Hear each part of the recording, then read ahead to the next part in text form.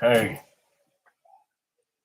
live on Instagram at Abu Gaddafi, live on YouTube at Abu Gaddafi. Okay, so here we are. Part two. Minister Farrakhan owes us an apology. Part two. Part two.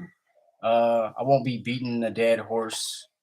Before we get started, opening up in the name of Allah, who appeared in the person of Master Farad Muhammad, to whom we forever and ever give praise and thanks for raising a divine leader, teacher, guide, and most important, an example in the person of the Most Honorable Elijah Muhammad. In these two great and holy names, I greet the brothers and the sisters and the universal understanding. Don't matter what language, but it's a universal understanding of peace. Assalamu alaikum.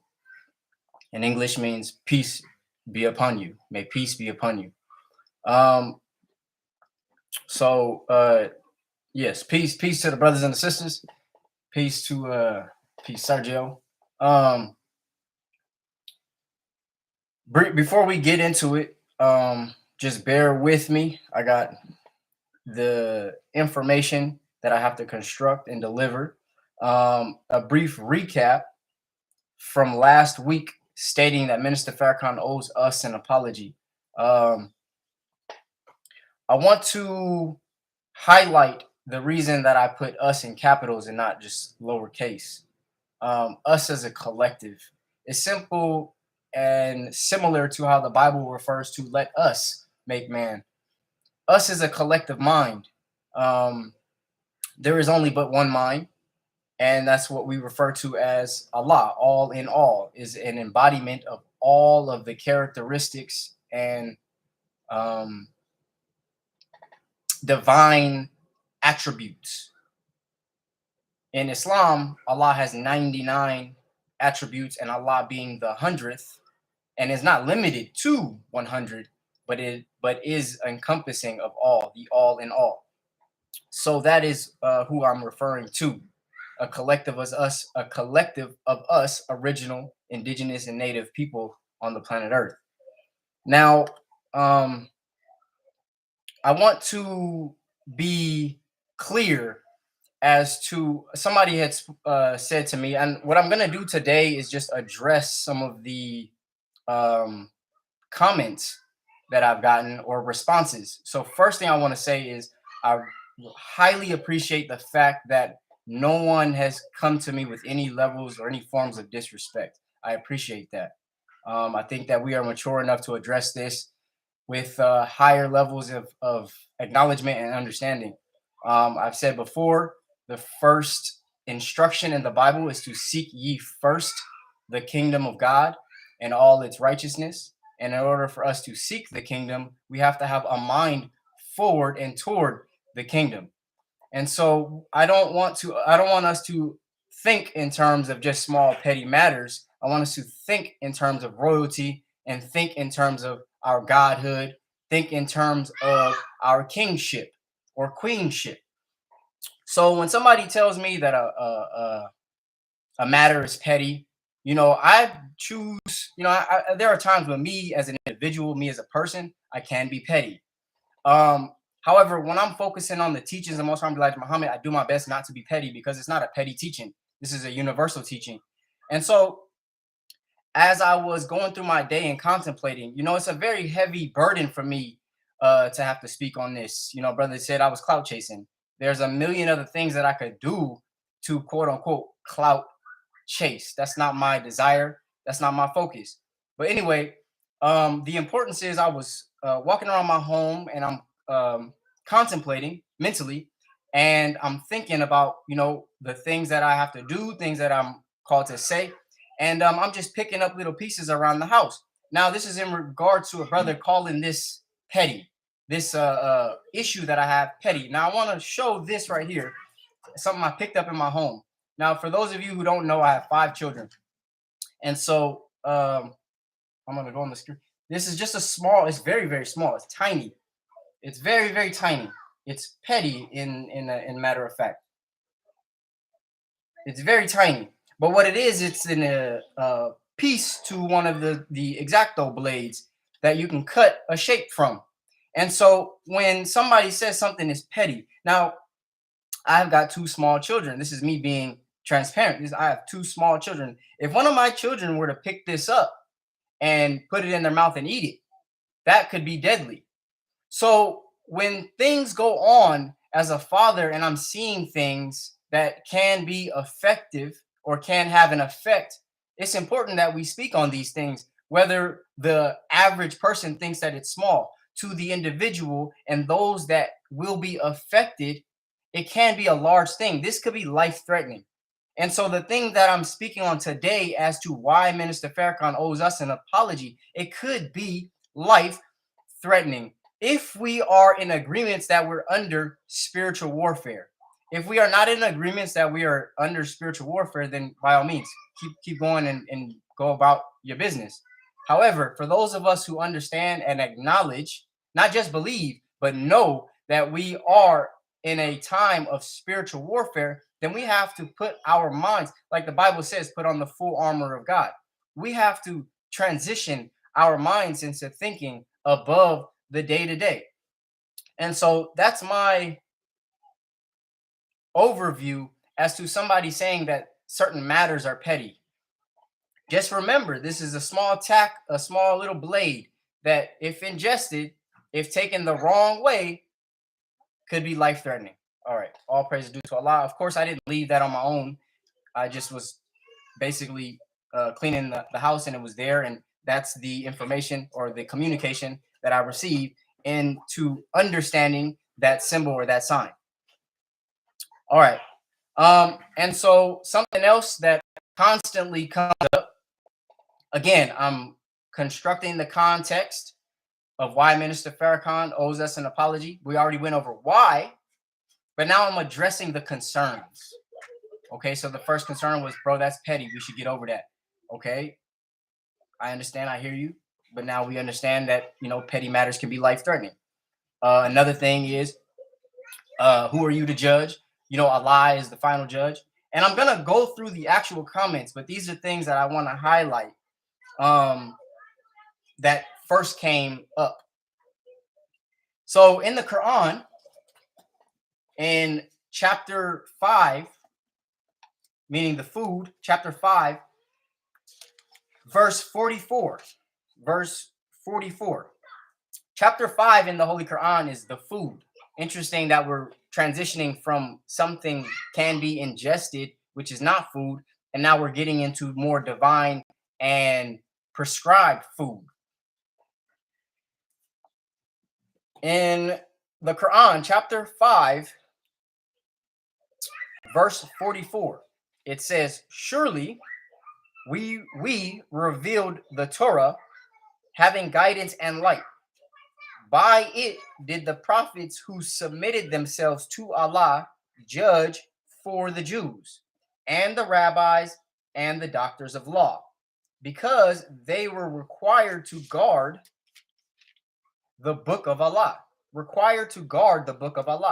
and they were witnesses thereof. So fear not the people, and fear me, and take not a small price for my messages. And whoever judges not by what Allah has revealed, those are the disbelievers. I'm going to repeat that last statement briefly, because that's what I wanted to highlight on what brings us here today. We hear a lot in our community, who are you to judge? A lot in our community amongst our people. Who are you to judge? Only Allah judges. Well, judgment is to have discernment. And one of the things that the Quran says, I'll read it again. It says, and take not a small price for my messages, and whoever judges not by what Allah has revealed, those are the disbelievers. So if we're not able to take the revelation from Allah, from God, and use the scriptures to judge and have discernment in our lives, we are amongst the disbelievers. We're no better than the disbelievers. And so those of us who take it upon ourselves to say, well, who are you to judge? Only God can judge. According to the scripture, it says, utilize the revelation at hand to judge, to make judgments. We're not dependent. God didn't come here to make us dependent on others. He made us dependent on First, he made us dependent on himself, God, and independent. We are not a dependent people. We should be interdependent. And this is the danger when we don't ourselves go into the scriptures and get an understanding. And all thy get an understanding, because then we become dependent on the pastors. We become dependent on the preachers. We become dependent on somebody else who takes it upon themselves to go and look into the scripture and then interpret it for themselves. And so if we can read the Quran together and we sit here and bear witness that it says, whoever judges not by what Allah has revealed, those are the disbelievers. So what else should we be judging by? Nothing but what Allah has revealed. So we do have the power to make judgment calls according to what Allah has revealed. If it ain't what Allah has revealed, similar to how you people who are making these statements and they're not in scripture, then you are counting yourself.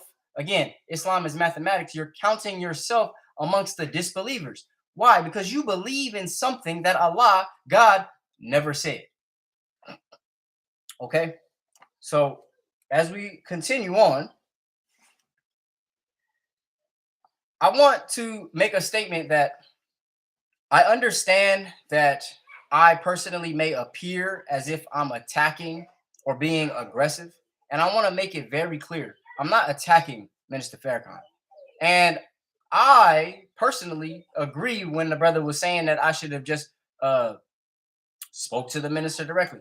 I want to say that I did write the minister a letter. I was speaking to a white woman, watching one of his lectures a few years ago at the DMV. I was watching one of his lectures, listening to it. She overlooked over my shoulder and she was like, "Oh, you're listening to Minister Farrakhan?" I took out my headphones. I said, "Yes, ma'am." And she said, I wrote the minister a letter not too long ago, and he responded. She was so happy. She said, I really like how, he's just so available. He's open. So I smiled. I was like, wow, okay. So I called around and I asked what are the proper avenues. I wrote a letter as well, and I sent it over. No response. That's okay. I'm not concerned about that. I just know for myself, I never knock on a man's door more than once. I never knock on a man's door more than once. Once I knock on the door, I don't get an answer, then I go ahead and I have access to Allah. So that's the avenue in which I go. So I want to make a statement to say that I understand that I may be coming off as attacking Minister Farrakhan, which I am not. I'm not attacking the minister. What I'm doing is making a statement revolving around another statement that was made publicly. Also, I want us to keep in mind, for me personally, for one, I was raised with a father in the house. So, and it's no disrespect. It's no disrespect to anybody. But I realized that a lot of us black folks, we were not raised with fathers in the house. We were raised with single mothers. And so the way in which we were talked to is different than the way in which men talk to one another. So, and this is a big thing in the collective world right now. You have masculinity at an all-time what they say, the return of the masculine man. So somewhere along the lines, masculinity was removed from our households. We can trace back history. The Most Honorable Elijah Muhammad teaches history is best qualified to reward our research. So we can look and trace back at where masculinity was removed. And then we have the result today. Also, just briefly, I'll get back to my top task and subject at hand. But I want to highlight that simple fact that us as black folks, a very high majority of us were raised by single mothers. And in that particular note is a perfect example as to why Orthodox Islam, as taught by or from Prophet Muhammad in Arabia, is not designed for the black man in the hills of North America. It was not. I won't say it's not designed, because we can find benefit, but it's not prescribed, as in medicine. It was not prescribed by Allah in the person of Master Farad Muhammad. That Orthodox Islam was not prescribed to us. And a perfect example, not the only example, but a perfect example is in Arab culture, it's very patriarchal. So you have a high level of testosterone and manhood and fathers available in the home. It was patriarchal, meaning it's man-led. Now, it wasn't divine patriarchy, it's just patriarchy. So the women were mistreated in Arab culture. The women were demonized and abused in Arab culture. So when the Prophet Muhammad from 1400 years ago, when he came, he wasn't overly brutish and like I don't want to say he wasn't masculine, but he wasn't he didn't exert a high level of testosterone. He was more patient. He was more understanding, more compassionate, because that was not the way in which Arab culture was primarily.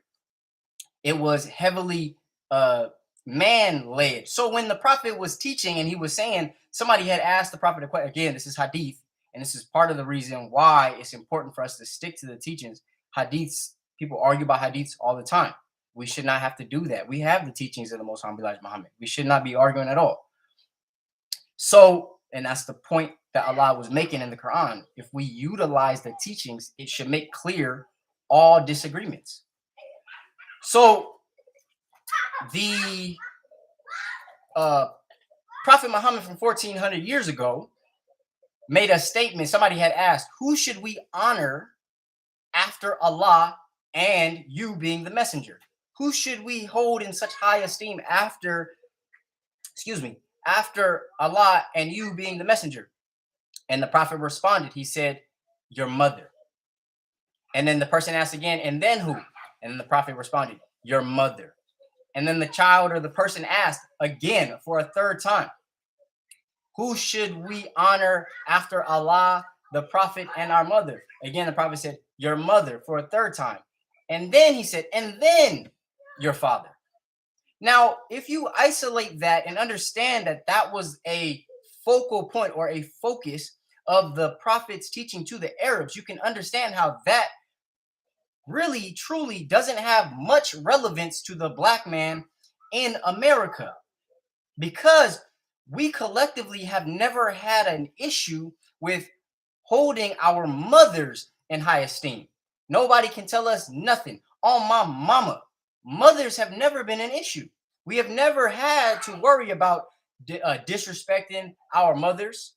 Now, could our mothers control us? That's where we're getting to the point. The mother in the home has been many black men will hold their mothers in higher regard than everybody else. So that's never been an issue. What has been an issue is manhood, understanding how men operate, having men in the home. And so that's why it says in the Bible, Elijah, behold, I shall send Elijah on before the great and dreadful day of the Lord, and he shall turn the hearts of the children to their fathers and the fathers' hearts to their children, because fatherhood was missing. Now, why am I saying all this? I'm tying it back in. Why the Islam that was revealed to Prophet Muhammad wasn't 100% relevant to us, to our ailment, and why Allah and the person of Master Prophet Muhammad didn't prescribe it to us, because we have a very specific ailment and it requires a very specific medicine or a very specific prescription. Now, highlighting fatherhood and motherhood. I can't quote the year, but I can quote two instances where Minister Farrakhan has said in the public. So this is no disrespect. Minister Farrakhan has said in the public, he is likened to our mother. He's likened to our mother, meaning that he will warn and warn and warn and give us compassion and understanding and patience. But it's when the father comes home that our heads is going to get smacked, or we're going to get chastised, or Basically, we won't get whooped. So having a father in the home, I can bear witness and attest to that. Where the mother is more understanding and compassionate, she might yell a little bit, but she gonna say, "Just wait till your father comes home." And another instance that Minister Farrakhan had said something similar to that. It's on Brother Ben X's page. It's one of the videos that he posted where Minister Farrakhan had said that the reason why he has no interest in business is because business is cold and he's more compassionate. He has a heart for the people. And so if you can uh, understand business, or if you label business and those numbers being cold, then of course you may have hold that type of description. But me having a business and understanding business, yes, numbers are without emotion. Doesn't necessarily make them cold, but as men, we have to learn how to establish boundaries by any means. It's the heart that makes us want to compromise on our principles. It's the heart that is vulnerable. It's the heart or the vulnerability that allowed uh, Eve to listen to the serpent and eat from the knowledge of from the tree of the knowledge of good and evil. It was vulnerability, it was heart, it was emotions, it was empathy. The man or the masculinity can see law and say yes, no, no, and have a firm no. Now, whether the observer recognizes that as being cold or warm or whatever have you, that's for the observer. As long as the man within himself establishes that boundary and holds firm, then the rest should play out exactly how it's supposed to, according to masculinity and being a man. Now, before we move on, there's another thing I want to highlight in the Holy Quran, where it states that Moses snatched Aaron by his beard. He chastised Aaron by his beard. Why? Why did Moses chastise Aaron? Because Aaron was compassionate and empathetic and compromised towards for the people for the purpose of unity. He was able to justify why he did that, and Moses wasn't having that. He said, "I don't care," and he snatched him by his beard. Now, obviously, Aaron was forgiven according to the Quran. All praises are due to Allah. Now, I want to uh, move forward in the same fashion and say that, so yes, I understand that I may appear, tying it back in, I may appear, I'm not attacking the minister. I have nothing but love for the minister. I do know that according to our law, if a statement is made in public, that's the importance. The statement was made in the public. Did I take private measures? Yes, sir. Should the matters be made correct in the public? Yes. Can we have a conversation in private? Yes. Go ahead and reach out. I mean, I'm not gonna go like I'm gonna read the comments. I'm not gonna go and reach out to the ministers because the ministers aren't the ones who made the statement. The local ministers aren't the ones who made the statements. It was Minister Farrakhan who made the statement. So that's who I should be referring to. Um, and also keeping in mind, um, I understand that it may seem as being aggressive, but I have no desire to appear non-threatening. Like that's not part of my desire as a man. I don't humility, yes, non-threatening, no. I don't That doesn't cross my mind. How can I appear non-threatening? So it doesn't matter to me if I know in my heart I'm not attacking and I'm not being the aggressor. It doesn't matter if I appear threatening. We are men, and especially during spiritual warfare, we should appear threatening. At least our spiritual capacity should be threatening towards what do you say, falsehood and devilishment and evil. So what I'm going to be doing is I'm going to be going through some comments. I think they're very important. I think that they embody a lot of the common thought when it comes to critiquing Minister Farrakhan in any shape or fashion, publicly or otherwise. Can you imagine if I had came to private? I mean, they're not going to take this to Minister Farrakhan. They're going to try to justify it and say, well, brother, you just lack understanding. No, sir. So I just want to briefly go through some of the comments, not to highlight the person who made the comments, but to expound on the fact or to explain that these are majority of the people's concerns look just like this. This is exactly what they look like. Okay. So it says, a disagreement between two believers should be handled in private. May Allah put it in your heart to post about the millions of things you agree with Farrakhan, who is the spokesman for the Honorable Elijah Muhammad, and not the very little things you don't. May Allah bless you with understanding. So again, I'm going to state that there was, I just read my reply. And again, where the brother said, uh, may Allah put it in your heart to post about the millions of things you agree with. The first thing I wrote, but then another thing that Allah put on my heart is I picked up this small, very small blade, and I explained it earlier in the video. So this is my response. Assalamu alaikum, bro. This is not a disagreement between two believers. This is about a very real statement made in public that is turning out to be very untrue. So the statement that was made was very real. Is the white man the devil? Not this one. And we're going to go over this one towards the end of my reading these comments. Which one? So it says, I know we all watched that video of the brother who added Minister Farrakhan's name to a prayer publicly and incorrectly, and Minister Farrakhan publicly chastised the brother and sat him down for a significant amount of time. Now, there's a video out in the public that I watched. I can't find it. I really didn't look for it, to be completely honest with you, because it's not my responsibility to provide the text that I'm referring to in this context. If we go and we find the video, then we can watch it. But I know what I saw and documented.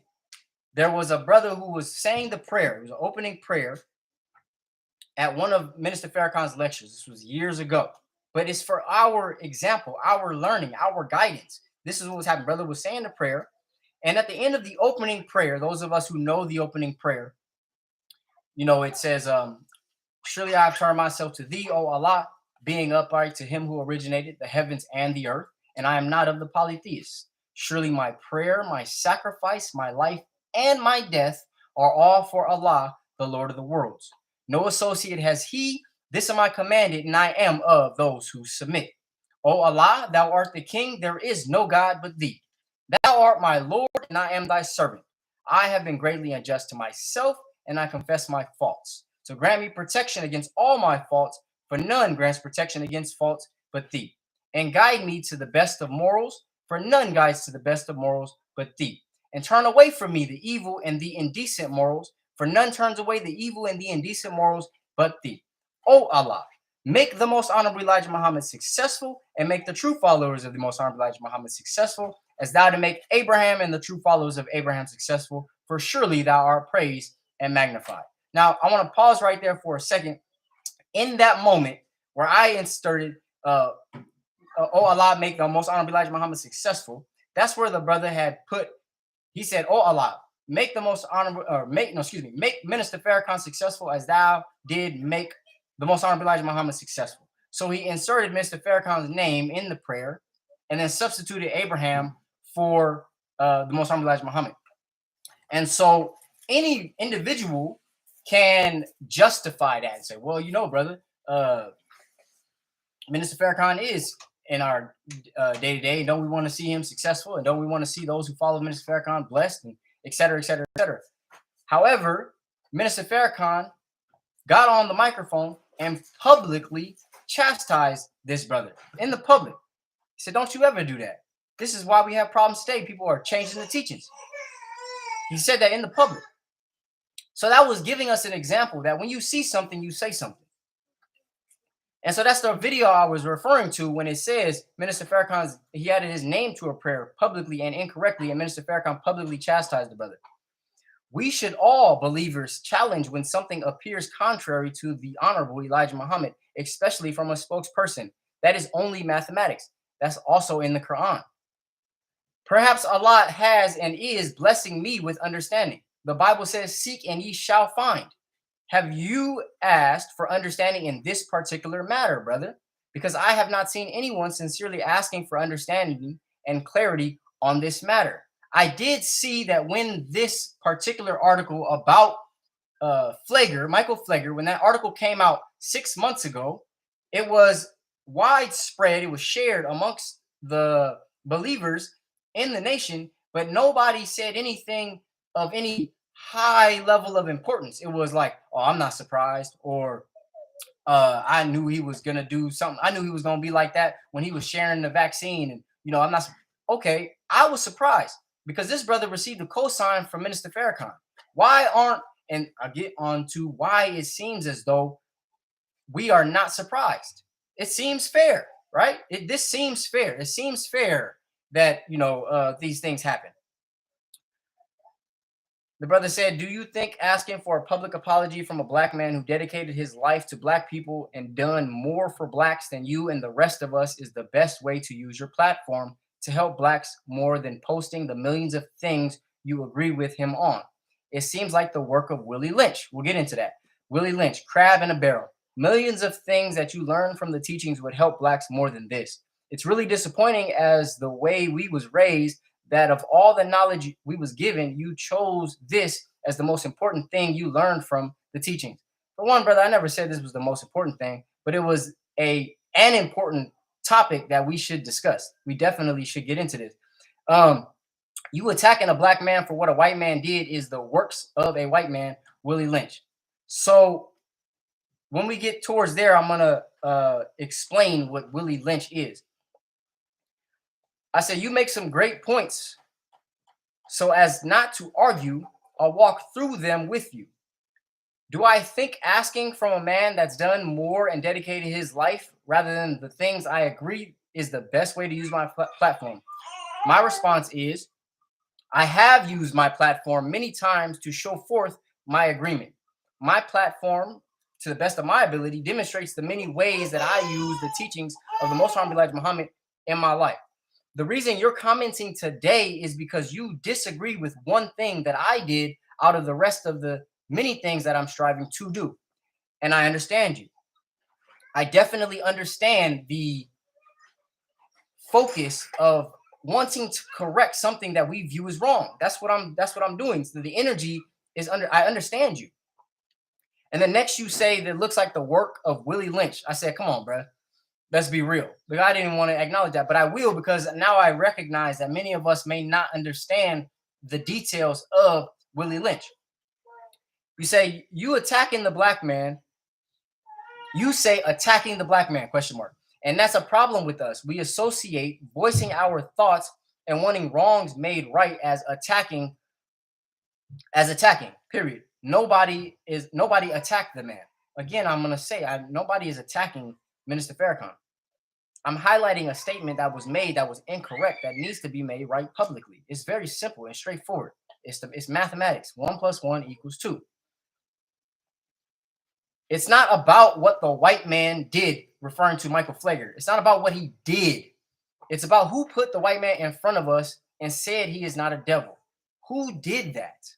Who put this person in front of us and said he is not a devil? This is like, and I'm giving an example, this is like an owner of a dog saying, don't worry, my dog is friendly, he doesn't bite. Many of us can empathize with this understanding. Me personally, I've had one of my dogs bite somebody. Now, given I had the dog locked up and he got out. So it could have, and I still took responsibility. But it could have been even worse if I'm walking the dog around, right? Or if I'm taking the dog out in front of people. And oh, don't worry, the dog is nice. He's not going to bite. And then the dog, what does he do? He bites. What do you do? The owner has to take responsibility for the dog. And then most likely the dog has to get put down, or some type of repercussions have to be made. So I said, that's like an owner of a dog saying, don't worry, my dog is friendly, he doesn't bite. Then the dog bites. Who's responsible for that dog, bro? Come on, let's reason together. Surely the worst living creature in the sight of Allah are those who do not use reason. It doesn't say those who do not use emotions. It's those who don't use reason. Let's reason. Let's not feel. I'm not tripping. I really don't care about how people feel about this scenario. Well, let's reason. Where am I lying? Let me know if I'm lying. I don't care about how you feel. I don't care about how it seems, how it appears. Let me know if I'm lying. Then I said also how we were raised. You know, the first two questions that were asked in student enrollment. First question is, who is the original man? And then the second one is, who is the colored man? So these are what are called foundational principles. Foundational principles. The things that we are built on. And being in construction, you understand the need to have a solid foundation. So when things like this come up and they test the very fabric of what what our foundation consists of, then you report the violation. It's very clear. It's mathematics. These things are put in place for our learning, our understanding, our development, and our evolution. So if somebody says something somebody says something that is contrary to our foundation, just like in the Quran says, abide all laws unless they conflict with your religion, then the first thing obviously is to raise your hand and say that doesn't sound right. But that was never done by the people who follow Minister Farrakhan. There are people out here who stick to the teaching of Most High Elijah Muhammad and have a huge problem with what's going on. And so these things we have to speak on these things. So that the brother said, that's when you should seek a local minister or find someone in the nation to talk to. Why come to social media for understanding and clarity if that's truly what you seek? Brief moment. I want to point out the reason why I'm doing this. These comments are made public, so I'm not trying to expose anybody. I'm not going to read the DMs because we did have a conversation in the private message. But these comments are made public, so I want to be able to highlight these things so we can have a deeper understanding of where I'm coming from and the whole context of the situation. I said, why come to social media? To embody his question, to let him know I understood what he was asking. Why come to social media? I'm going to say it again, brother. When a statement is made, it's very clear. When a statement is made in public, it must be rectified or made correct in public. Now, I said, if you think that a local minister is qualified to rectify and atone for this particular mistake, then by all means, send him forth. I will have a discussion with anybody about this particular matter. The next thing brother said was, it's amazing how you posted nothing good the white pastor have done in the community for over 20 years. He's a Christian pastor, not a Farrakhan follower. He has his own path. He helped out the black community more than many black leaders. That's interesting. More than many black leaders. We was taught your good should outweigh your bad. There are good white people. There are good white people. I don't know what that means. There are good white people. Do you know anything else about the pastor before you posted this about him? Do he show more Muslim or good characteristics than bad? I leave you with what the messenger left us with. Where he say go, go. Where he say stay away from, stay away. Speaking about Farrakhan, let's not choose what we want. So there's a few things. We got replies in here. Before we move on, I want to make a statement about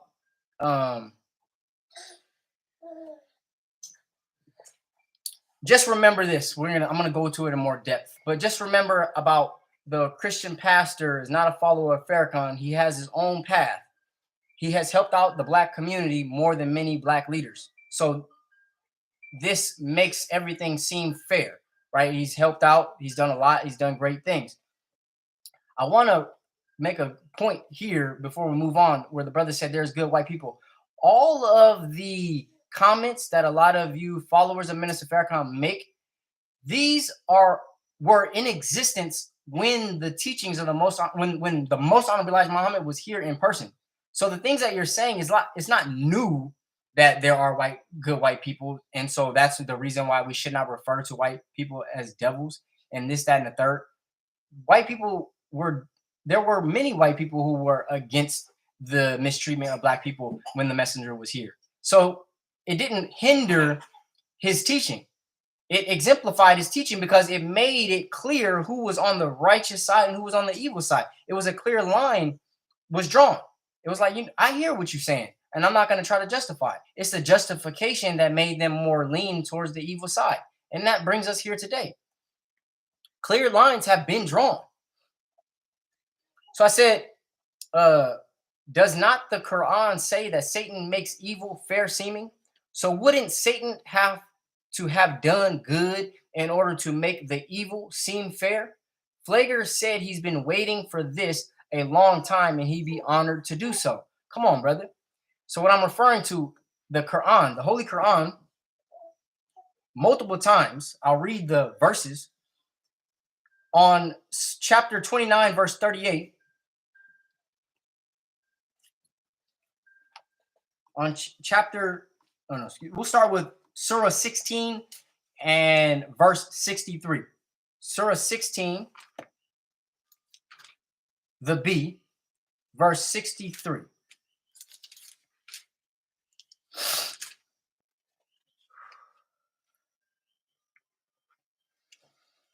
It says, by Allah, we certainly sent messengers to nations before thee, but the devil made their deeds fair seeming to them. So he is their patron today, and for them is a painful chastisement. He, meaning the devil, is a patron. He, meaning the devil, made their deeds fair seeming, and he is their patron today, and for them is a painful chastisement. So what does the word here that we're hearing, what does the word patron mean? Patron is a person who gives financial support or other support to a person, organization, cause, or activity. And so when the brother tells me that he's a Christian pastor, he has his own path. Remember that. Well, let's remember where it says he has his own path. He has his own path, which means he also has somebody who's dictating that path. So we'll get to that. He helped out with the Black community, so he's a patron. He's a patron for us. He's a patron for our Black community, more than many Black leaders. So he's done an excellent job being a patron. We're here and says Satan makes evil fair seeming, and he is our patron today, or their patron today, and for them is a painful chastisement. And again, I want to be very clear. I don't have any problems with white people other than those who have problems with me and us. I don't have problems with homosexuality as long as we're not teaching that homosexuality is blessed. A homosexual marriage is blessed by our God. If it's blessed by your God, then say that. And we say that, yeah, okay, I get it. But we're not going to put a huge umbrella and say that, yes, it's all of us. Come on now. What are we doing? I thought we was under spiritual warfare. What are we doing? I said, word is bond to Allah, brother. If another brother mentions that instruction from the most honorable Elijah Muhammad, my next video is going to be a very thorough explanation and make a crooked path straight. I'm talking about that instruction where the brother said, I'm going to leave you with what the messenger left us with, where he said, go, go, where he say, stay away from. Speaking about Farrakhan, let's not choose what we want. So I'm and the reason why I'm not gonna go deeply into it today, and I'm not going to unless I'm provoked.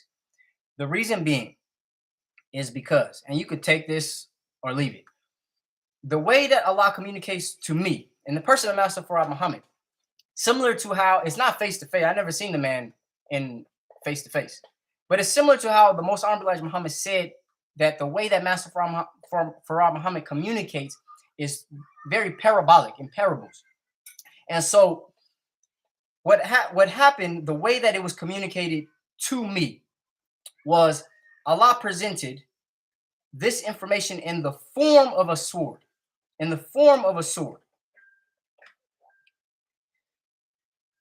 At the same time that the information, this is not the only information. This is the only information I'm sharing. But at the same time that the information was shared in the form of a sword, the instruction was, do not slaughter the she camel. Do not slaughter. And I took that as The way that he explained the reasoning behind that. This is how you know Eliza's sense of humor. He said, "Brother, you don't own a USDA certified butcher house that you can slaughter meat in a halal way." And that kind of laugh. Because that's the absolute truth. In order to slaughter and feed the people, you got to have a facility, and it has to be approved. You have it's so much paperwork and money that needs to be done. And so I when you hear instructions from Allah, you just submit. And so what I got from that was the sword is sharp. Don't slaughter his sheep camel because it's still useful to provide milk. It's like Most Honorable Elijah Muhammad told us. Master Farad Muhammad told him, do not uh, give the babies meat. You give the babies milk. Okay. So, and I'm not putting myself in the shoes of Most Honorable Elijah Muhammad. I'm just letting you know how this information was communicated to me, and I was given permission to demonstrate how sharp the information is without using it to slaughter my brothers and sisters. So that's not my intention, is to use this information here to slaughter and wield the sword and chop off brothers. No, it's to show, this is to demonstrate how sharp the information is and how useful this can be and how we can go through it together. So no, I don't want to hear somebody come and tell me, oh, this is what the messenger said about wherever he said go. Don't you gotta leave me alone with that one. Or else there will be some heads with that will roll in a spiritual fashion. So please leave me alone on that one. This is what I asked him. What if your daughter went to a school and the principal of the school recommended a tutor? Said the tutor was a great tutor, unlike any of the other tutors. The very nature of the tutor is unlike all the others, and this tutor has done more work at the school than all of even the teachers, making it irrelevant to the tutor being the pastor. Then, without your permission, the teacher begins teaching your daughter the LGBT and trans what do you call it? Transsexual community, starts teaching about that in the classroom. Wouldn't you want the circumstances rectified? Use reason. I'm asking them a sincere question. Like, what would you do? Let's use reason. Brother said, I will go to the school or move her out of the school. So we are in agreements that something is not right. This is why I said, right. So you would, and I said, so would I. Because something is very wrong and needs to be made right. But literally speaking, responsibility would fall on the head of the principal to address and either continue to co-sign the tutor or fire them. That's all I'm saying. All I'm saying is this situation needs to either be supported or rectified. Not because of that it happened. I want you to be clear. Because Michael Flager has his own path, and we'll get into that. He has his own instructions. He submits to his own teachings from the Pope. He is not responsible for making clear anything. The person that put him in front of us and co-signed him for us to say that he's good, he's all right, he's involved, what do you say? He's invited to the barbecue. Whoever invited the man to the barbecue, that's who was responsible when he starts acting a fool. Come on now. If I'm lying, let me know. Next, the brother said, so using a white man's platform to demand an apology from a black man about a white man is not Willie Lynch crab in a barrel mentality. Got us on his platform debating about a white man. Look at the ignorance when you change more by speaking on what you agree with. You never met the pastor, seen him, know of him, but learn from blogs and hearsay. It's okay to be quiet on subjects you know nothing about, or don't have to give your opinion on a subject that would make you call out your brother. That's arrogance. It's okay to say if the minister wants to talk about a subject I don't agree on and that he said it, it's up to him to explain it and move on. That's the part I don't understand. Why is it okay for me, who is placing my life and my death are all for Allah? And so I got to be very clear. I have no quote unquote loyalties to Minister Farrakhan. My lineage, I would say, is Allah, who came in the person of Master Farrakhan Muhammad, chose the Most Honorable Elijah Muhammad, rose him up, and was teaching. He gave Dr. Yusuf Bey explicit, strict instructions on what to do, and my father submit to the teachings of the Most Honorable Elijah Muhammad according to Dr. Yusuf Bey in Oakland. And then that information was shared directly to me from my father. And so I had to take it upon me to go back into the teachings of Most Honorable Elijah Muhammad, which brings me here today. So I have no quote unquote emotional loyalties to Minister Farrakhan. And so when you say, is it okay? It's okay to say if the minister wants to talk about a subject that I don't agree on, that he said it's up to him and explain it and move on. No, brother, that's not correct.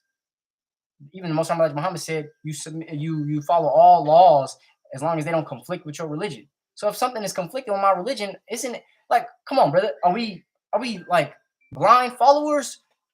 What's going on here? Aren't we men? I don't understand. You never even seen the pastor, and then he said, "My God's mother was white; she is not a devil." Most Muhammad never taught that. Like, where we come, this is what the Quran is saying. Like, use the revelations from Allah to have judgment. Don't make up your own stuff and then try to use that to justify your belief. That's called a confirmation bias. We're using our own minds to justify our own opinions rather than going and consulting and communicating with Allah to figure out the difference between right and wrong. How else is the wheat going to be separated from the tare? If the wheat is talking to the tare and they trying to agree, like, come on, brother. The wheat and the tare are having conversations and they want to agree with one another. That's not going to, if come on, brother, come on now.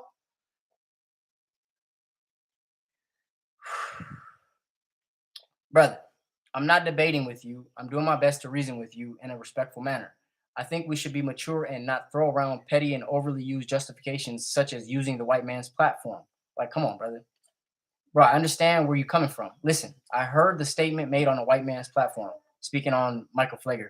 I ride in a white man's manufactured vehicle, a Ford F-150. I use a white and Asian man's tools, my Makita tools, to establish my black-owned business. Like, come on, brother, we're dealing in real time here. You're deflecting from the actual point. Let's be reasonable and according to the law. That's what I'm saying. And not just the written law, but the spirit of the law. Let's understand why certain things were put in place, and rather than just justifying all this foolishness. Was the statement made in public in a black-owned arena or in private at a white man's church? We can start there. I made a mistake when I was asking. Was the statement made in private in a black-owned establishment? Like, did he make it amongst the believers? Was it a believers meeting where he was like, all right, this dude's cool? Or was it a public place at a white man's church, in the Church of Sabina, in a Catholic church nonetheless? He made the statement, is the white man a devil? Not this one, in a Catholic church? I mean, let's start there. Come on now. Where was the statement made? And then that's where the statement should be rectified. Hey, by the way, just to let y'all know, that thing I said before, I got to take that back, man. Y'all wilding over here. It's going crazy, man. I can't co-sign that. You can do it in a respectful way. So, with now that I have further information, I can I can rectify the situation at hand. So then, who said Master Muhammad's mother was not a devil? Who said that? Then the brother said, can a devil breed a God? Have you ever heard the messenger call her a devil? Let's get back to yes, sir. Let's get back on topic. Send me the video on my DM and show me when the minister spoke on the pastor in the video when he exposed someone in public. This is what I told him. I said, I can answer that for you, brother, if you're asking sincerely. Talking about can the devil breed a God and have I ever heard the messenger? I'm not going to sit here and answer questions if it's not coming from a sincere place. I said, I can answer that question for you if you're asking sincerely. But as for the videos, no, sir. You're going to have to do the work. The cold part about it, brother, this is what I said. The cold part about it, brother, is you know exactly what I'm talking about. We all do. I thought it was common knowledge. I guess not. He said, I really don't, bro. You demanded an apology from a man who dedicated his life to the teachings best way that Allah had revealed it to him. He's 91 years old. I already made mention that he was 91 years old. And I gave honor and respect and credit to where honor respect and credit was due. But that doesn't necessarily mean that I can't call out what I don't agree with, and in a respectful way. I didn't even disrespect the man. Was Prophet Muhammad a Muslim? Question mark. Listen, brother, we have to be mathematicians. Did the minister tell us Flager was not a devil? Yes, sir. Did he tell us he was not a devil in public? Yes, sir. Did Flager say he is now going to bless same-sex marriage in his church? Yes, sir. Did he, Flager, make this statement in the public? Yes, sir. And we all have access to the article. Did he also say he would be honored to do so and more statements of the like? Yes, sir. Not only did he say he would be honored, he was saying, what took so long? And let's not make a big deal out of it. Let's get this thing rolling. This is what he said. Obviously, not in those words. Did he, Flager, say he was following the instructions of the Pope in Rome? Yes, sir. I think it was Pope Francis. So, with all that being said, is Flager now a devil? Yes, sir, or no, sir? That's the only question I got. Is Flager now a devil? Yes, sir, or no, sir? Because that's where we at. It's simple mathematics. If it's yes, sir, then that needs to be corrected publicly. If it's no, sir, like if you listen, brother, if y'all Muslims are saying no, I mean, we can even go to the Orthodox Sunni Muslims. We can go to some Christians. We can go to some Christians who stick to the Bible. We can go to some Jews to the Bible and ask them this question. Man, hey, this dude is blessing same-sex marriage in his church. Is that the works of the devil or nah? Like, let me know. If they say no, then brother, we really need to take a look mathematically on our standard unit of measurements. Like, we really got to take a second look at what we're doing. Is it not spiritual warfare? Is this not like something that's important to us? Because when you go to all the schools, I mean, they're pushing their agenda in the schools, even in the sports. Like, people, regular people, not even people with quote unquote Islam, are not okay with this. And that's when they should turn to us, those of us who submit to Allah and have knowledge. They should be able to turn to us for direction to be like, yeah, we don't support, like, what is the right way to go? If they come to us, man, we already in bad shape. This is what I don't understand. This is what I do not understand. They'll be like, oh, man, when you're dealing with children, be like, well, wait, the minister said Flager wasn't a devil, so that's a sign. And you got to also look at things ahead into the future. We got to be able to acknowledge things, not just for today, but for generations. Even we want to talk about Prophet Muhammad. He was wise enough to say that 3 generations after me will not be of me. So he had enough foresight to see that his people, after 3 generations, were in a state of degradation. This is the reason, because we can't stick to the teachings, right and exact. We got to make justifications for people out of what?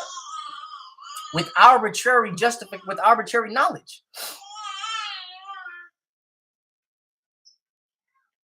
Okay. So then the brother said, after I said we really have to take a look at mathematically on our standard unit of measurement. So the brother is he's understanding now. He said, so it sounds to me, he said, did he have this when the minister said that about him?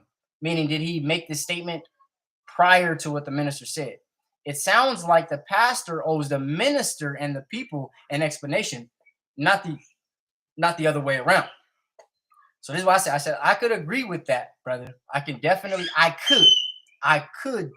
agree with that. And I like where this conversation is going, because we're using reason. We're eliminating emotion. Nobody's calling each other names. Nobody's being disrespectful. Yes, he's using some of the same justifications that I've heard in the past, but that's okay, because we're working through it together. So I told him, I said, I could agree with that, brother. However, it wasn't Flager who said of himself that he wasn't a devil. He never said, hey, just to let y'all know, I ain't a devil. He had the power of the minister speaking that of him.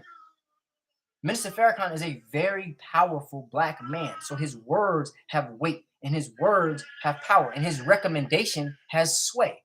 So he meaning Michael Flager, had the power of the minister speaking that of him. So yes, Flager should have to make a statement, but what he said is significant enough to speak for itself. Flager should have to make a statement. He should. But what he's already said is statement enough. We already see where you are. It's very clear. It's clear as light is. It's clear as light of day. So I said what he said is significant enough to speak for itself. He obviously does not have our best interest in mind, or else he would have refused to allow same-sex marriage, especially with the power of the minister backing him. He should have faced the devilish agenda head on and refused. He should have shown and proved that he is not a devil, but he did not do that. So now him bowing down to his master, the Pope Francis, bowing down and submitting to that instruction and proving his position, a statement of rectification must be made. And to be honest, this conversation has gone on too long. You were trying to refer me to a local minister, so you're unable. That tells me you're unable to do anything about it. We're getting to wrap this up. The last thing that I said, how come you didn't say anything about me using my platform to address Jewish leaders and Orthodox Muslims that sell pig and liquor to our people? When I'm addressing a wrong from other people, it's okay. But when I bring up a wrong that someone you have a heart for, then I'm Willie Lynch and my heart needs healing. Come on, brother. Perhaps take a look at your heart. Maybe there is something there that sees foul in me that you are unable to acknowledge within yourself. Wrong is wrong. You can't put something in front of the people without taking responsibility for its effects. Otherwise, it causes confusion. That's just mathematics. I didn't think I was going to have to explain it in this thoroughly.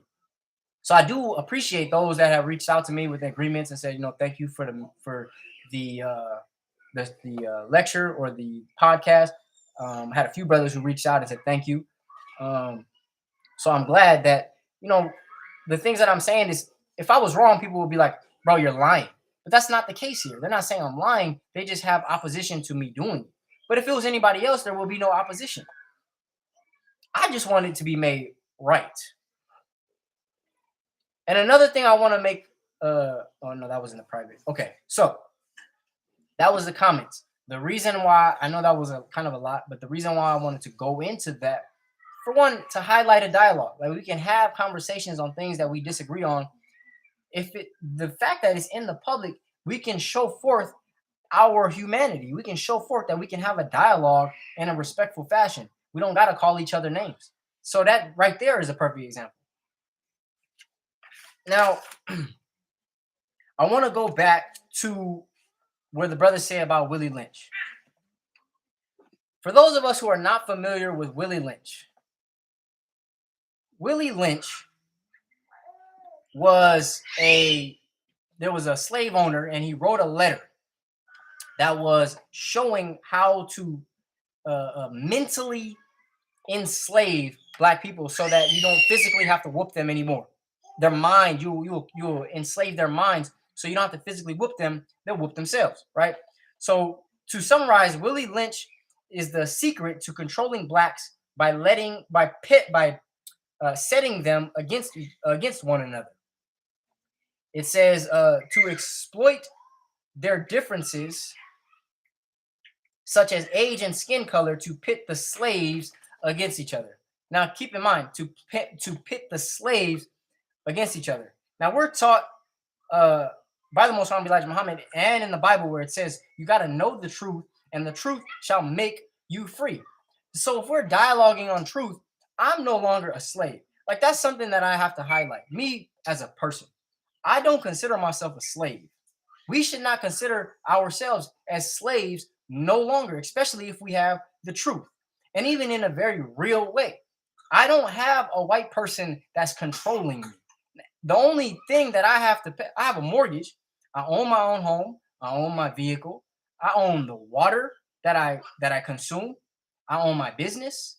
So there's no white person that's pitting me against the minister. Again, I'm not even attacking the minister. If anything, this is warfare. I'm saying Minister Farrakhan The message to the black man says, and we'll get into that, who is able to make war with the beast? The art of war says, know thyself and thy enemy. So if anything, it's like my comrade. Like, come on, brother. What's going on? What's going on? Chop that head. Let's keep it moving. It's like a leech. We gotta stop these leeches. I'm the thing that gives me other than the Allah and the person Master Farrakhan Muhammad, the thing that gives me power to be able to think and speak this way, for one, is the power of the power of Allah and the person Master Farrakhan Muhammad, the teachings of the Most Honorable Elijah Muhammad, and also understanding I'm not a victim. I refuse to be victimized. When somebody does something in opposition to me, my immediate thought is not victimization. I'm a victim. Nah, I'm your opponent now. Once you do something and I feel like, or if not even feel, removing emotions, if I can acknowledge and observe that what you're doing is an aggressive measure on my post, in my mind and my thoughts, or my property, you now become my opposition. You become my opponent.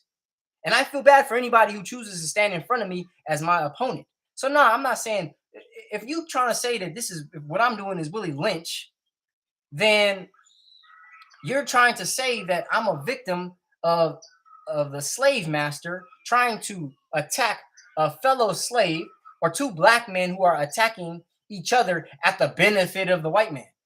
If anything, this is two men, black men, who, like Minister Farrakhan says, he's a free black man. I myself am making the statement.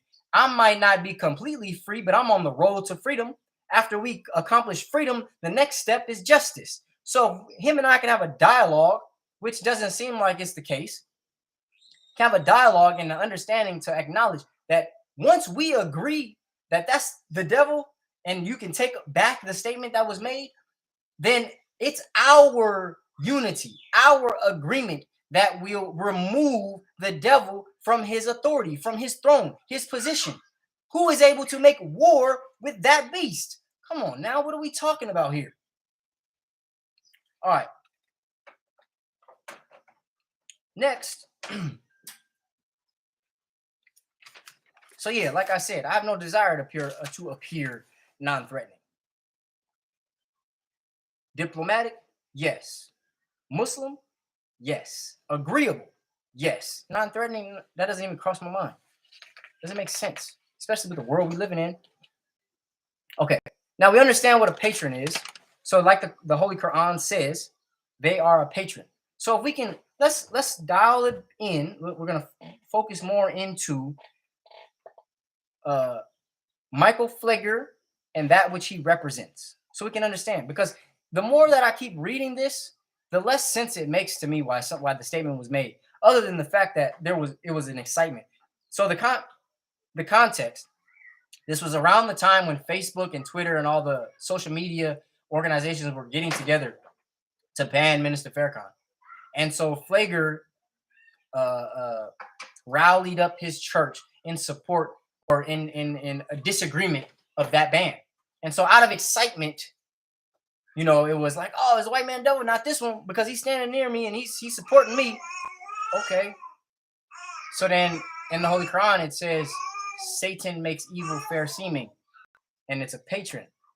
I'll read it again so that we can have context. 1663. By Allah, we certainly sent messengers to nations before thee, but the devil made their deeds fair seeming to them. So he is their patron today. He, meaning devil, patron. He's their patron. And we already went over what is a patron. It's somebody who gives support, financially or otherwise. So by him going and giving support where you wanted support, he becomes your patron. So he's a patron today. And for them, is a painful chastisement. So I really just want to be like, what are we even talking about here?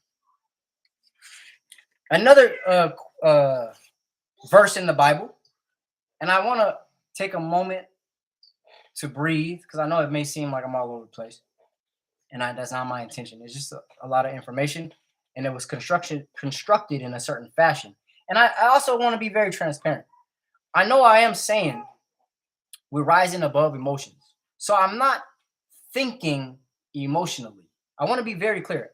Do I have emotions and do I feel a certain type of way about this? 100%. And I'll explain why. But I want to be very clear. It's not my emotions that are leading me in any way. I'm not following my feelings and be like, oh yeah, ooh, ooh, ooh, I feel this. No, sir. I submit to my instruction. My feelings are basically as a passenger. Yes, I'm affected. Why is it? Why? I don't see. This is the thing. This is what I don't understand. And I don't appreciate. I don't like. It makes me feel terrible. And again, we're not led by feelings, but I have them. I acknowledge my feelings and my emotions. We look at the state of Orthodox Islam and the issues that caused their disunity and things of that nature. And then we could take a look at today and understand, like, if people would just stick clear to the teachings, we wouldn't have so many issues of interpretations. It's very clear. It's even said the only issues we would have is people who have selfish desires. Then we could acknowledge them clearly. But when it So yes, I do acknowledge the fact that I do feel some type of way about this going on. People changing the teachings and things like that. However, that's not what fuels my submission. That would be emotional based. That's in nature. That's feminine nature, and we want to envelop or we want to increase our masculine nature, submitting to instructions regardless of how we feel. So the next thing that the verse in the Holy Quran that makes mention of Satan making evil fair seeming is on verse 29, chapter 29, verse 38 in the Holy Quran. So chapter 29,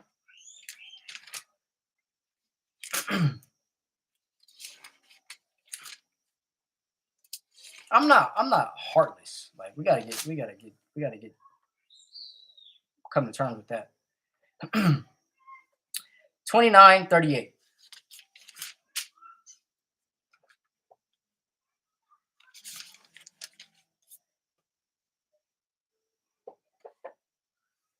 Oh, excuse me, 29:38, not 29.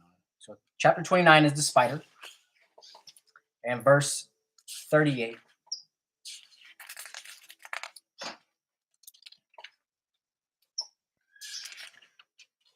It says here, I'm going to read 37 first, so it gives context to 38. 37. But they rejected him, so a severe earthquake overtook them, and they lay prostrate in their abodes. And Ad and Thamud and some of their dwellings are indeed apparent to you. And the devil made their deeds fair seeming to them, so he kept them back from the path, and they could see clearly. So it was the fact that the devil or Satan made their uh, deeds fair seeming. It made it seem like what they was doing was good, and the things that he perpetuated or suggested to them, ill suggestions, made it seem fair, made their deeds fair seeming to them, so he kept them back from the path. It was the very fact that the people who were observing what was going on, well, that seems okay. It's made to seem okay. It hindered them from being on the path, but they could see clearly. And so this is the thing that's going on. Like, we're going over the context in a very clear fashion. It's logic. It's 1 + 1 = 2. So the fact that we can see it, but yet it still continues, is keeping us from submitting to where it says from the right path. Okay, so now we're gonna go into uh, the Catholic Church, because that's where I didn't even realize it started. It started with being against the Pope uh, blessing same-sex marriage. That's where I was like, whoa, because Michael Flager is a Catholic priest. So when Pope Francis made the instruction that he was going to bless same-sex marriage, And then Michael Pfleger was like, oh yeah, sign me up. I've been waiting for this. I'd be honored to do this. As soon as that happened, that was like a red flag. So I was like, hold on. Let me say, because I don't personally, I would not care nothing about Michael Pfleger. And I think most black people wouldn't care nothing about Michael Pfleger if it weren't for the cosign of Minister Louis Farrakhan. Like I can, and if I'm wrong, correct me. But that's what it seems to me. To me, it seems like, and again, us as black folks, we ain't never had a problem with white people. It's always white people who had a problem with us. So to have to do that, if you had just said he's doing great work, we would have accepted him just off the strength of you saying he's doing great work. You didn't have to go so far into saying, is the white man the devil? Not this one, because that's almost making a mockery of our teachings. I'm not accusing you of making a mockery of our teachings. I'm just saying it's very near making a mockery. Is the white man the devil? Not this one. Like, come on. It can be lightweight disrespectful, or at least it could be received in a disrespectful fashion. Okay. Now, we're gonna move on to the Catholic Church. I'm gonna make the more I look into this, the crazier it becomes. So in 1866, the Pope Pius the Ninth, in 1866, the Holy Office of Pope Pius the Ninth stated that subject to conditions, it was not against divine law for a slave to be sold, bought, or exchanged. So basically what Pope Pius the Ninth did, and keep in mind, in 1866, this is what I was like. In 1866, Pope Pius the Ninth put out, in today's vocabulary, we would say he put out an article. And he put out an edict. Same way that Pope Francis today put out an edict or an article saying that he's now blessing same-sex marriage, the same way that the Catholic Church, Pope Pius the Ninth, put out an article that states that he's blessing slavery. Now, let's say I understand a lot of y'all. Let's say I understand a lot of y'all's justifications. Oh well, that was in 1866. Slavery was all everywhere at that time. He was just doing what, and even and some of y'all might even be like, well, Islam, and Arabs. There was an Arab slave trade, and there was an Arab slave trade, and Islam did not justify slavery. However, let's just say we can understand that slavery was already well accepted. This is where it gets deep. So remember that date in 1888? In 1888. No, excuse me, in 1866. Excuse me, I said in 1866. This is important. In 1866, the Holy Office of Pope Pius the Ninth blessed slavery. That date is important because in 1865, the United States Congress passed a law, or ratified, the Congress of the United States ratified to abolish slavery. So in 1865, that's when Congress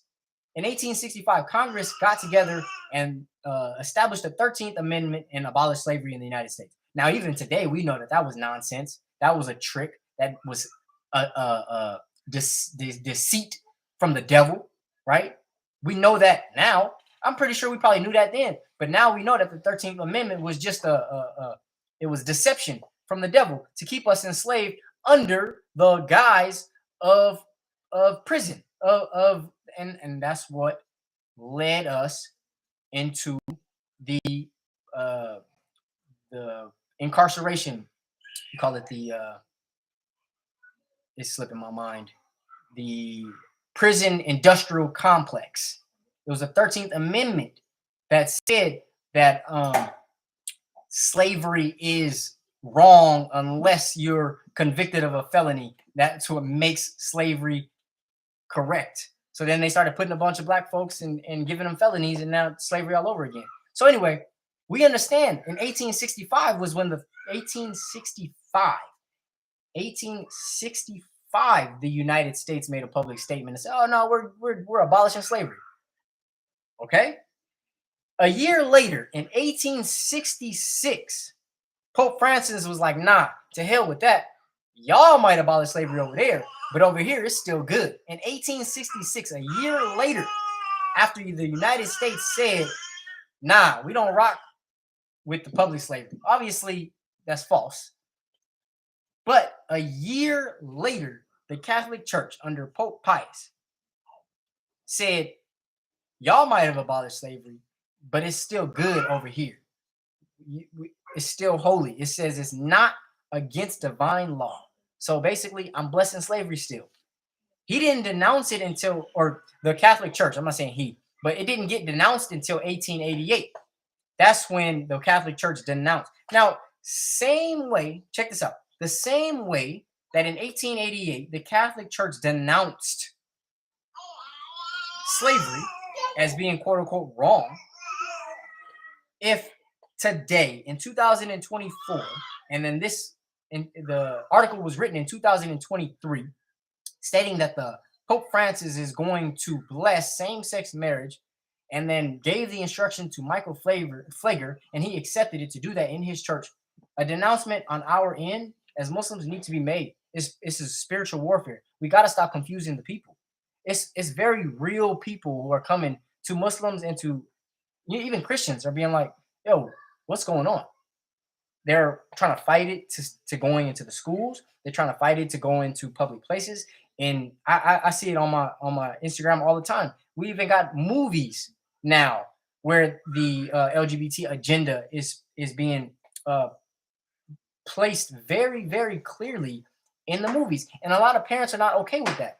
So if all that's being said and people looking to us for guidance, a public rectification needs to be made, especially if we're dealing with babies. We cannot just see, "Oh, well, it goes without saying." It doesn't go without saying, because if it went without saying, nobody would have said it in the beginning. If it goes without saying, nobody would have gotten up and been like, "Is a white man the devil? Not this one." And then having to backtrack today. Like, what are we doing? Is it spiritual warfare? Is it not? Let me know. Because if it's not, I'll go back to doing what I was doing. Okay. Last thing I want to say before we get into Message to the Black Man is I want to quote from the Message to the Black Man. We've come in about an hour and 20 minutes. So, there was something important I wanted to highlight or to bring forth that is very important in our lessons in terms of the law of Yaqub.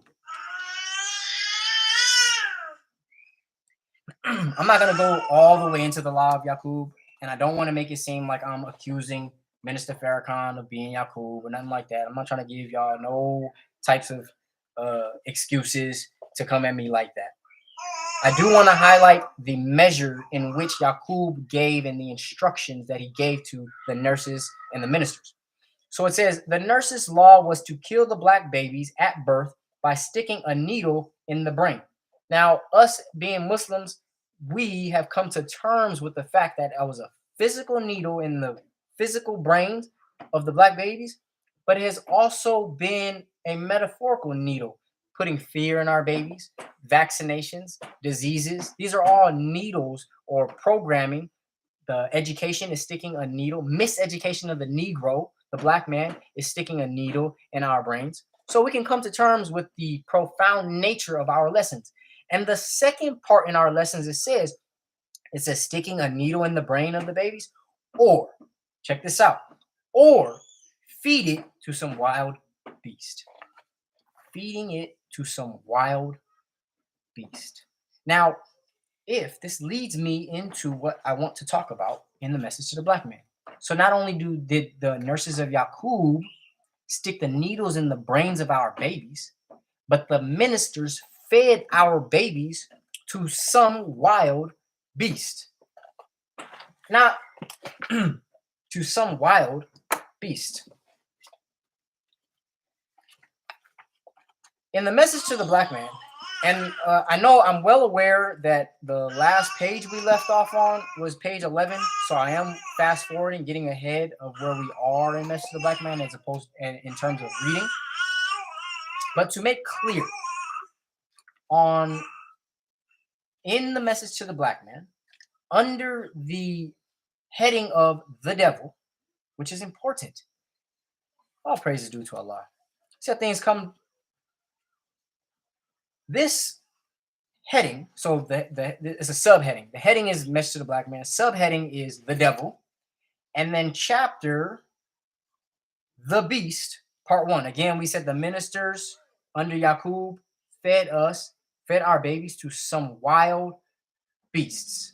Now, the devil heading, the chapter, the beast, part 1, on page 124. On page 124. You Muslim followers who have these message to the black man, inshallah, you open your books and you just read with me. Like, if we're going to the same pages. So, rising above the emotions. Again, we're talking about the beast on page 124.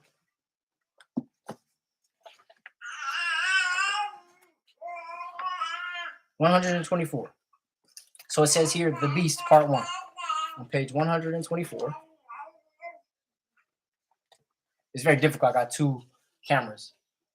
So it says here, the beast. Page 124 is where it starts. Oh, I have the thing here. So I'm not going to read the entire thing. What I am going to do is I'm going to open up how the chapter opens, and then I'm going to close how the chapter closes. It says, who is like unto the beast, who is able to make war with him? Revelations 13:4. The beast that is spoken of in the prophecy of the first book of the Bible called Revelations, and has and still is being much misunderstood by my people. So what the messenger is saying is that when we heard beast prior to him coming and prior to the coming of Allah in the person, teaching the Most Honorable Elijah Muhammad the truth, we thought the beast was literally some animal who stood on all fours and with some horns. But as we come to the teachings of the Most Honorable Elijah Muhammad, the beast is made clear. This is part 1. It says here in the middle of this is a very good chapter, by the way. The name beast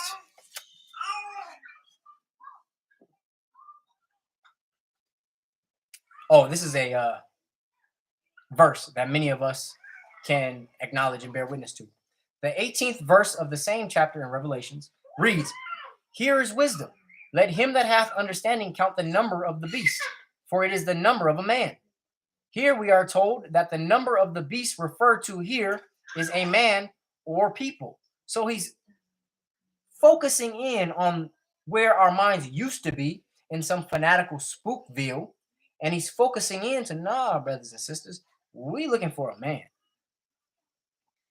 This name beast, when given to a person, refers to that person's characteristics, not to an actual beast.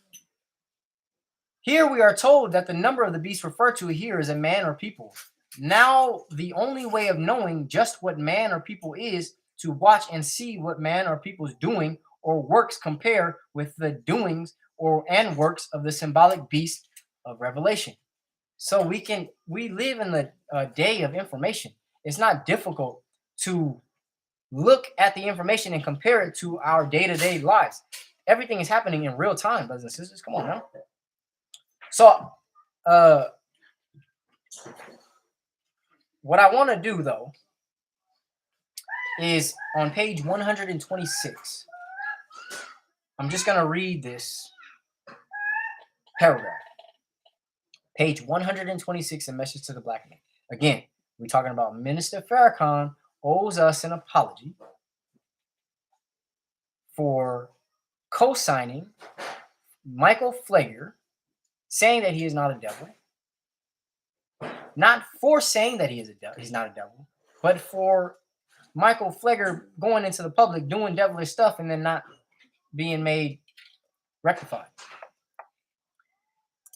The revelation is claimed by the Christians to have been given to a Saint John Divine who was a follower of Jesus.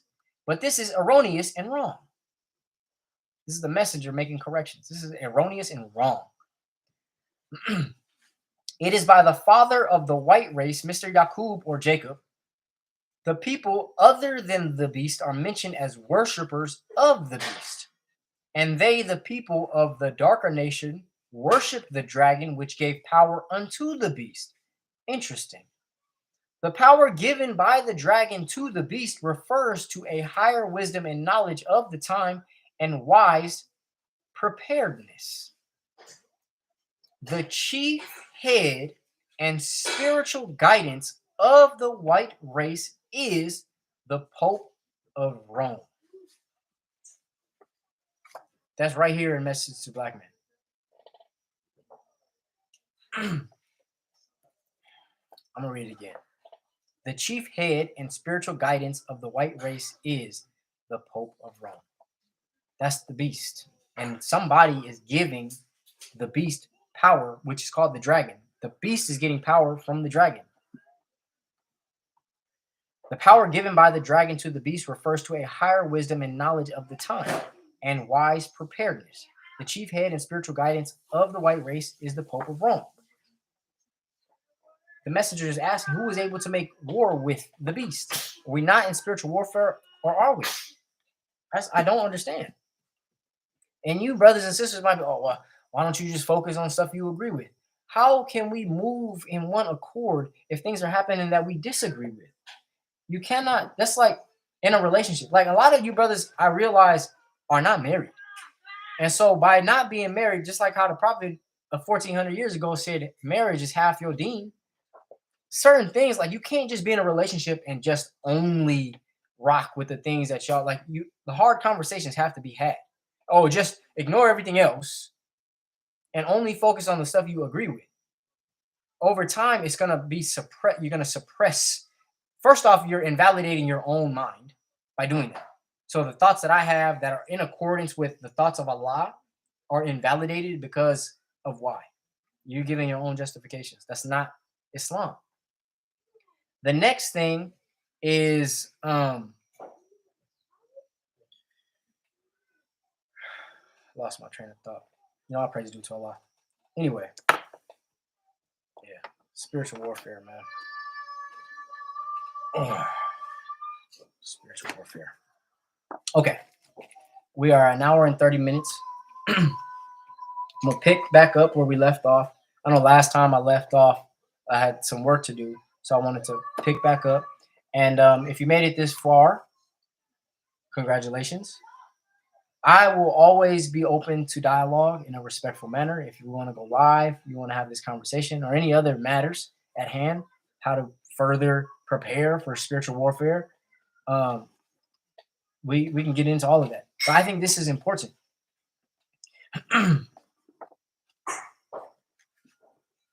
Oh, yeah, it's okay.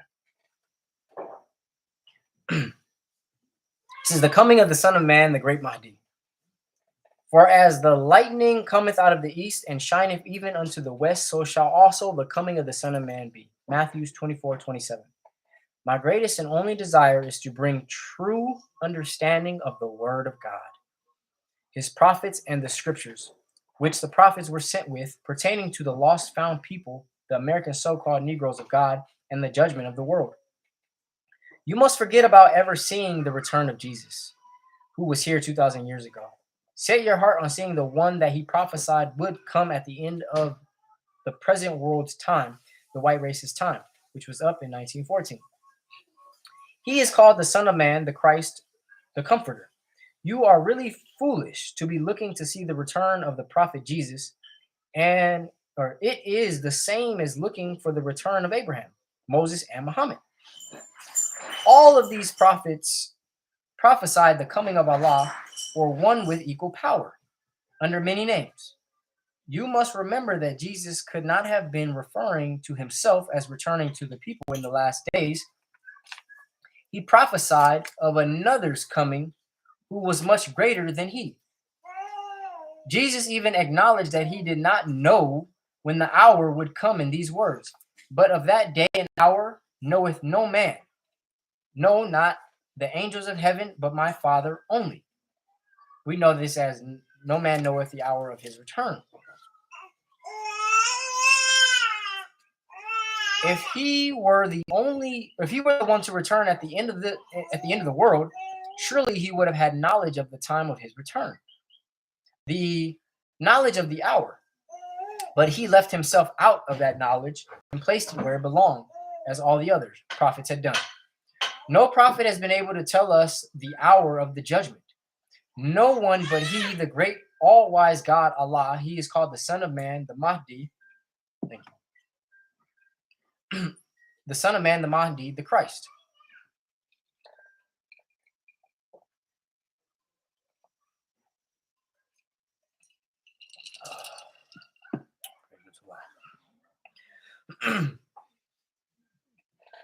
The prophets, Jesus included, could only foretell those things which would serve as signs. Signs that would precede such a great one's coming to judge the world. The knowledge of the hour of judgment is with the executor only. The prophets teach us to let the past judgments of people, their cities, and their warners serve as a lesson or sign of the last judgment and its warners. Noah did not know the hour of the flood. Lot did not know the hour of Sodom and Gomorrah until the executors had arrived.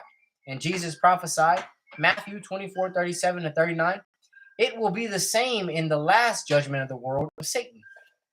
The end of days will be like that day, like the days of Noah. You have gone astray because of your misunderstanding of the scriptures. The prophet Jesus and the coming of God to judge the world. My corrections are not accepted. It's the messenger speaking. But my corrections are not accepted. Your misunderstanding and misinterpretation of it is really the joy of devils. For it is the devil's desire to keep the so-called Negroes ignorant of the truth until they see it with their eyes. The truth of God is the salvation and freedom of the so-called Negroes from the devil's power. I'm going to say that again. The truth of God is the salvation and freedom of the so-called Negroes from the devil's power. The truth. Can you blame them? No. Blame yourself for being so foolish as to allow the devils to fool you in not accepting the truth after it comes to you. Can the devil fool a Muslim? Not nowadays. So how is it that we can have somebody like Michael Flager come around us, rub shoulders and make everybody feel all good and give us support and be a patron, and then do something like that and still submit to his leader, the Pope of Rome? But can you blame them? No. The messenger says, blame yourself for being so foolish as to allow the devils to fool you and not accepting the truth after it comes to you. We already knew the Pope of Rome was. This book came out in 1965. We already knew all this. The devils have tried to deceive the people all over the earth with Christianity. That is, God the Father, Jesus the Son, the Holy Ghost, three gods into one God. The resurrection of the Son and his return to judge the world. Or that the Son is in some place above the earth, sitting on the right-hand side of the Father, waiting until the Father makes his enemies his footstool. The period of waiting is 2,000 years. Yet, he died for the Father to save his enemies, the whole world of sinners. My friends, use a bit of common sense. This is why the messenger was such a beautiful person. This is what the Quran was saying, that Muhammad came with clear instruction, clear signs. My friends, use a bit of common sense. First, would a wonderful flesh and blood body made of the essence of our earth last 2,000 years on the earth or off the earth without being healed? Think about it. Second, where exists such a heaven of the earth, Second, where exists such a heaven of the earth that flesh and blood of the earth can exist, since the Bible teaches that flesh and blood cannot enter heaven in Corinthians 15:50. The Bible teaches in Corinthians 15:50 that flesh and blood cannot enter heaven. So where would Jesus' flesh and blood be for 2,000 years? If flesh and blood cannot survive without that of which it is made, the earth, our bodies are made from the earth, Jesus' prophecy of the coming of the Son of Man is very clear if you rightly understand. First, this removes all doubt about who we should expect to execute judgment. For if man is to be judged and rewarded according to his actions, who could be justified in sitting as judge of man's doings but another man? How could a spirit be our judge when we cannot see a spirit? And ever since life was created, life has had spirit. But the Bible teaches that God will be seen on the day of judgment. God will be seen on the day of judgment. Not only the righteous will see him, but even his enemies shall see him. On that day, a son of man will sit to judge men according to their works. Who is the father of this son coming to judge the world? Is his father of flesh and blood, or is he a spirit? Where is his son coming from? Prophet Jesus said, he will come from the east, Matthew 24:27, from the land and people of Islam, where all of the former prophets came from. Jesus compared his coming as the lightning. Of course, lightning cannot be seen or heard at a great distance. The actual light, the truth, which shineth even unto the west, is our day sun. But the Son of Man's coming is like both the lightning and our day sun. His works of the resurrection of the mentally dead so-called Negroes and judgment between truth and falsehood is compared with lightning on an instant. His swiftness in condemning the falsehood is like the sudden flash of lightning in a dark place. America is that dark place where the darkness has blinded the people so that they cannot find the right way out. The sudden flash of lightning enables them to see that they are off from the right path. They walk a few steps toward the right way, but soon have to stop and wait for another bright flash. What they actually need is the light of the sun, God in person, that they may clearly see their way. The lightning does more than flash a light. It is also destructive, striking whom Allah pleases, or taking property as well as lives. The brightness of its flashes almost blinds the eyes, so it is with the coming of the Son of Man, with the truth, to cast it against falsehood. What it break So it is with the coming of the Son of Man, with the truth to cast it against falsehood, that it breaks the head. Just a little hint of it makes the falsehood begin looking guilty and seeking cover from the brightness of the truth. Sometimes lightning serve as a warning of an approaching storm. So does Allah warn us by sending his messengers with the truth before the approaching destruction of a people to whom chastisement is justly due. They come flashing the truth in the midst of the spiritually darkened people. Those who love spiritual darkness will close their eyes to the flash of truth, like lightning, pointing out to them the right way, thus blinding themselves from the knowledge of the approaching destruction of the storm of Allah, and are destroyed as the lightning cometh out of the east, so shall the coming of the Son of Man be. This is teaching us about who Master Farad Muhammad is.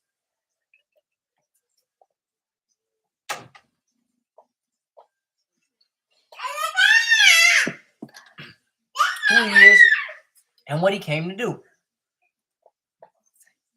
Let us reflect on this prophecy from the direction in which this son shall come, out of the east. If he is to come from the east to chastise or destroy that of the west, then he must be pleased with the east. The dominant religion of the east is Islam. The holy religious teachings of all the prophets from Adam to Muhammad was none other than Islam. Holy Quran 4 163. A brief pause here. I want to make mention of a saying that we have in Islam amongst the Muslims. Islam is perfect. Even in the Quran, it says, "This day have I perfected your religion and made Islam as a religion for you." So Islam is perfect. Muslims are not. Muslims are not perfect. Islam is perfect. To be a perfect Muslim, we have to perfect our Islam. We have to match our Islam to Islam. Complete submittance to Allah. So it says here, the dominant religion of the East is Islam. The holy religious teachings of all the prophets from Adam to Muhammad was none other than Islam. The Holy Quran, chapter 4, verse 163. They all were of the East and came from that direction with the light of the truth and shone toward the old wicked darkness of the West. We have to today come to terms with what was going on and is going on in the West that makes it spiritual darkness. We have to come to terms with that, because how can we be the light of the world if we don't understand the darkness? If we keep making darkness fair seeming. But the West has ever closed its eyes, and thus making it necessary for the coming of the Son of Man, the great Mahdi, God in person. Being the end of the signs in his person, he dispels falsehood with the truth, as the sun dispels night on its rising from the east. Why should the tribes of the earth mourn because of the coming of the Son of Man instead of rejoicing? Praise due to Allah. That's the end of the chapter. Next week, we'll go into the coming of Allah God.